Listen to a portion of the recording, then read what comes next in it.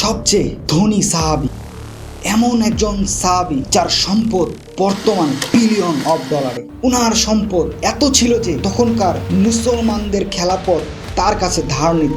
এই সাহাবীর নাম আমরা ভালো করেই জানি, তিনি হলেন আব্দুর রহমান ইবনে আওফ। কিছু রেওয়াত থেকে জানা যায় উনার মৃত্যুর পরে উনার সম্পদ বন্টনের সময় এত পরিমাণ সোনা ছিল যে সেই সোনা টুকরো করার জন্য বড় বড় কুড়াল আনা হয়। জানা যায় উনার খাজানায় 26 লাখ সোনার কয়েন ছিল, যা বর্তমান বাজার দরে 700 মিলিয়ন ডলারেরও বেশি। মুসলমানদের খেলাপথে সবচেয়ে ধনী সাহাবী ছিলেন আব্দুর রহমান ইবনে আওফ। এখন প্রশ্ন হলো, আব্দুর রহমান ইবনে আওফের এত সম্পদ কিভাবে হলো? আব্দুর রহমান ইবনে ছিলেন কুরাইশ বংশের বনু জোহরা গোত্রের। রাসূলুল্লাহ সাল্লাল্লাহু আলাইহি ওয়াসাল্লামের জন্মের ঠিক 10 বছর পর উনার জন্ম হয়। উনার বাবা মক্কার ধনী লোকদের মধ্যে একজন ছিলেন। উনার বাবার পুরো আরব বিশ্বে লেদার এবং পারফিউমের ব্যবসা ছিল। তিনি কুরাইশদের সাথে ঠান্ডার সময় ইয়েমেন এবং গরমের সময় শামে যাতায়াত করত। একদিন আব্দুর রহমান ইবনে আওফের বাবা তার বন্ধুদের সাথে সফরে যায়। হঠাৎ করে আরবের এক বদমাইশ গোত্র তাদের উপর আক্রমণ করে। সেই আক্রমণে তিনি এবং তার বন্ধুরা সবাই মারা যায়। আর সেই সাথে উনি মারা যাওয়ার পরে যুবক বয়সে আব্দুর রহমান ইবনে আওফ পুরো গোত্রের সর্দার হয়ে যায়। আর মক্কাতে উনার বাবার যত ব্যবসা উনি একাই কন্ট্রোল করতে শুরু করে দেয়। ঠিক উনি উনার বাবার মতোই ইয়েমেন এবং শামে ব্যবসার কাজে আসা যাওয়া শুরু করে। আব্দুর রহমান ইবনে আওফ যখন ইয়েমেনে ছিল, হঠাৎ করে উনার সাথে একদিন এক পাদ্রীর দেখা হয়। সেই খ্রিস্টান পাদ্রী একটি আজব প্রশ্ন করে, বলে, তোমার শহর মক্কাতে কেউ কি আল্লাহ রসুল ঘোষণা দিয়েছে? উনি বলে, না, ওখানে কেউ কিছু ঘোষণা করে নাই। আব্দুর রহমান ইবনে আওফ আবার মক্কায় চলে আসে। পরবর্তীতে যখন উনি আবার ইয়েমেনে যায়, আবার সেই খ্রিস্টান পাদ্রী সেম কোশ্চিন করে। উনি বলে, না, এখনো কোনো নবী ঘোষণা দেয়নি। পরের বছর উনি আবার সেখানে যায়, গিয়ে সেই খ্রিস্টান পাদ্রীর সাথে আবার দেখা, সেম কোশ্চিন করে। কিন্তু আব্দুর রহমান ইবনে আওফ কিছুই জানতো না। উনি আবার সেম উত্তর দিল, না, মক্কাতে কোনো নবী আসেনি। কিন্তু ওই খ্রিস্টান পাদ্রী তাকে আশ্বস্ত করলো যে অবশ্যই সেখানে এক নবীর আসার সময় হয়ে গিয়েছে এবং তুমি দ্রুত যাও, গিয়ে ওই নবী দিন কবুল করো। আর শুনো, যখন তুমি ওই নবীর সাথে দেখা করবা তখন অবশ্যই আমার একটি মেসেজ ওনাকে দিবা। এই কথা শুনে আব্দুর রহমান ইবনে আওফ চিন্তিত হয়ে পড়ল। সেই খ্রিস্টান পাদ্রীর কথা 100% সত্য, কারণ কিছু সময় আগেই আল্লাহ সুবহানাহু ওয়া তাআলা হেরা গুহায় তার শেষ নবী বেছে নিয়েছে। আব্দুর রহমান ইবনে আওফ তার কথা শুনে সোজা মক্কার দিকে রওনা দিল। তার বন্ধু আবু বকর সিদ্দিক রাদিয়াল্লাহু আনহু সাথে দেখা করে সব কাহিনী তাকে বলল। তারপর আবু বকর সিদ্দিক রাদিয়াল্লাহু আনহু সব ঘটনা শোনার পর সময় নষ্ট না করে আব্দুর রহমান ইবনে আওফকে রাসূলুল্লাহ সাল্লাল্লাহু আলাইহি সাল্লামের কাছে নিয়ে গেল। রাসূলুল্লাহ সাল্লাল্লাহু আলাইহি সাল্লাম আব্দুর রহমানকে দেখেই বলল, আব্দুর রহমান, তোমার চেহারায় আমি নূর দেখতে পাচ্ছি, আর যে মানুষটার পয়গাম তুমি নিয়ে এসেছো আমাকে শোনাও। এতে আব্দুর রহমান ইবনে আওফ বুঝতে পারল যে ইনি সত্যিকারের আল্লাহর রাসূল। এরই মধ্যে মক্কার সবচেয়ে ধনী মানুষ ইসলাম কবুল করে। এতটুক তো বোঝাই যায় যে আব্দুর রহমান ইবনে আওফ ইসলাম কবুল করার পরে কিছুটা পরিবর্তন আসারই ছিল। ওই সময় মক্কায় যারা নতুন ইসলাম গ্রহণকারী তাদের উপর প্রচুর পরিমাণে জুলুম আর নির্যাতন করত। এতে রাসূলুল্লাহ সাল্লাল্লাহু আলাইহি সাল্লাম তার কিছু সাহাবীকে ডেকে বলল, এখন মক্কাতে থাকা খুবই বিপজ্জনক, তোমরা এখান থেকে হাবসা মানে ইথিওপিয়া দিকে চলে যাও, যেখানে এক নেক বাদশাহ নিজাশী তোমাদের খেয়াল রাখবে। সেই সাথে আব্দুর রহমান ইবনে আওফ তার সব ব্যবসা বাণিজ্য ফেলে হাবসার দিকে চলে যায়। ওখানে শূন্য থেকে আবার নিজের ব্যবসা শুরু করে। কিন্তু কিছু সময় থাকার পর উনি আবার মক্কায় চলে আসে, কারণ উনার মক্কায় একটি স্টাবলিশড বিজনেস ছিল। উনি যখন মক্কায় পৌঁছে তখন দেখে মুসলমানরা মদিনায় হিজরতের জন্য প্রস্তুতি নিচ্ছে। যখন আব্দুর রহমান ইবনে আওফের হিজরত করার সময় এলো তখন মক্কার বড় বড় সর্দাররা তাকে বাধা দিল, কারণ আব্দুর রহমান ইবনে আওফের যে বিজনেস সেটা মক্কার অর্ধেক ইকোনমি ডিপেন্ড করত। আব্দুর রহমান ইবনে আউফকে মক্কার বড় বড় সর্দাররা বলল, আপনি যদি এখান থেকে চলে যান তাহলে মক্কার পুরো ইকোনমি ক্রাশ করবে। আব্দুর রহমান ইবনে আউফ এই কথা শোনার পরেও ওনাদের প্রস্তাব ডিনাই করলো সর্দাররা। তারপরও হার না মানে তাকে একটি শর্ত দিল, বলল আপনি যাচ্ছেন যান, কোনো সমস্যা নাই, কিন্তু আপনাকে আপনার যত সম্পদ ব্যবসা সব আপনাকে মক্কায় রেখে যেতে হবে। তখন আব্দুর রহমান ইবনে আউফের কাছে দুইটি অপশন ছিল, এক হয় তিনি লাক্সারি লাইফস্টাইলে জীবনযাপন করবে, আর না হলে সব ছেড়ে রাসূলুল্লাহ সাল্লাল্লাহু আলাইহি সাল্লামের সাথে মদিনায় হিজরতে যাবে, ওখানে গরিব মানুষের মতো তার জীবনযাপন পরিচালনা করবে। কিন্তু অফকোর্স আব্দুর রহমান ইবনে আউফ সব ছেড়ে শূন্য হাতে মদিনার দিকে রওনা দিল। এরপর মদিনায়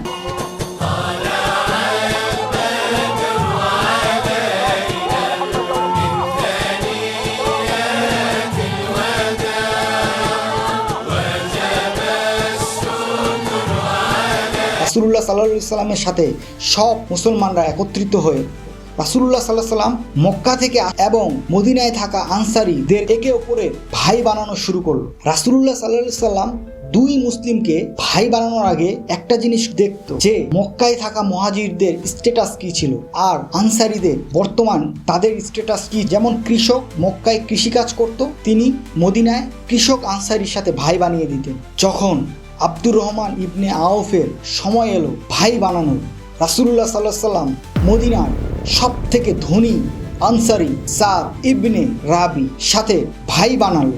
যখন সাদ ইবনে রাবি আব্দুর রহমান ইবনে আউফকে তার বাসায় নিয়ে গেল, গিয়ে সাদ আব্দুর রহমানকে বলল, আমি মদিনার সব থেকে ধনী মানুষদের একজন, আমার অনুরোধ তোমার কাছে, আমার যত সম্পদ আছে তার অর্ধেক সম্পদ তোমাকে দিয়ে দিব। কিন্তু আব্দুর রহমান ইবনে আউফ বলল, তোমার সম্পদকে আল্লাহ আরও বরকতময় করে দিক, আমি তোমার কাছে একটি জিনিস চাই, আর তা হলো আমাকে বাজারের রাস্তাটি দেখিয়ে দাও। সাদ ইবনে রাবি আব্দুর রহমান ইবনে আউফকে মদিনার সব থেকে বড় বাজার ইহুদিদের বাজার নিয়ে গেল।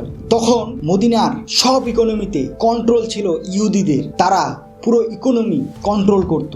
ইহুদিদের সব থেকে বড় ব্যবসায়ীর নাম ছিল আবু রাফে।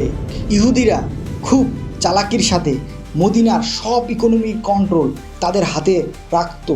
কোনো কাফেলা মদিনার কাছাকাছি এসে পৌঁছাইতো, তখন তারা পৌঁছানোর আগেই তাদের কাছ থেকে যত মূল্যবান জিনিস কম দামে কিনে নিত। ইহুদিরা সেই জিনিসপত্রই মুসলমানদের কাছে খুব চড়া দামে বিক্রি করত।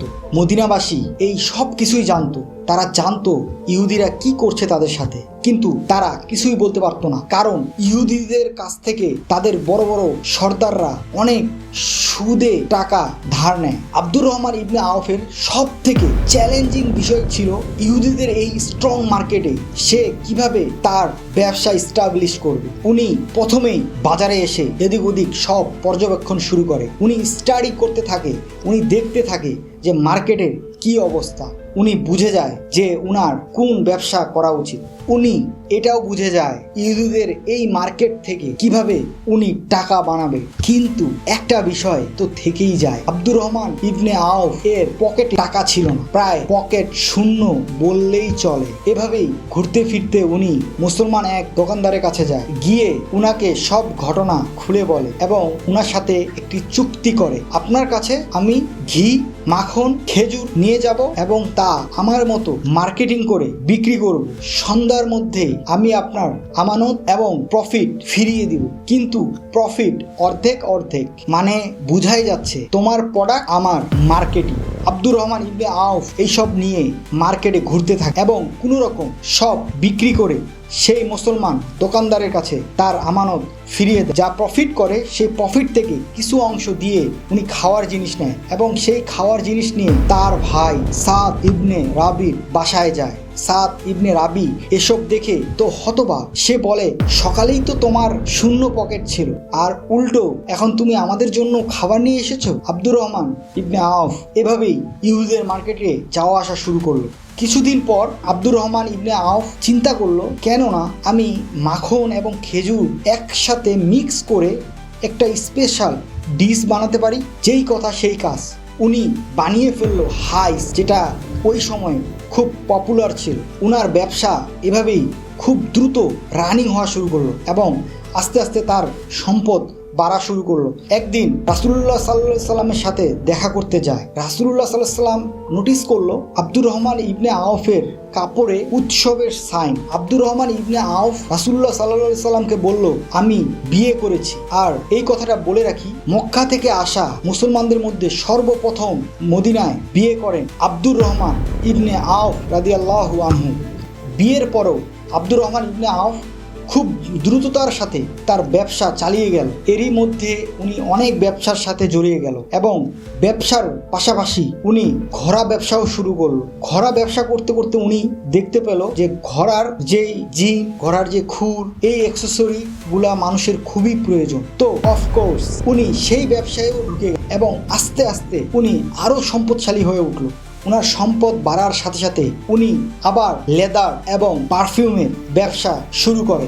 আর ওই ব্যবসাটা সেই ব্যবসাই ছিল যেই ব্যবসা মক্কার সর্দাররা উনার কাছে জবরদখল করে নিয়ে নেয়। মদিনায় তা আরো বড় স্কেলে শুরু করলো। উনার কাফেলা শামে, ইয়েমেনে আবার যাতায়াত শুরু করলো। এইভাবেই আস্তে আস্তে মদিনার সব থেকে ধনী সাহাবীতে পরিণত হয়।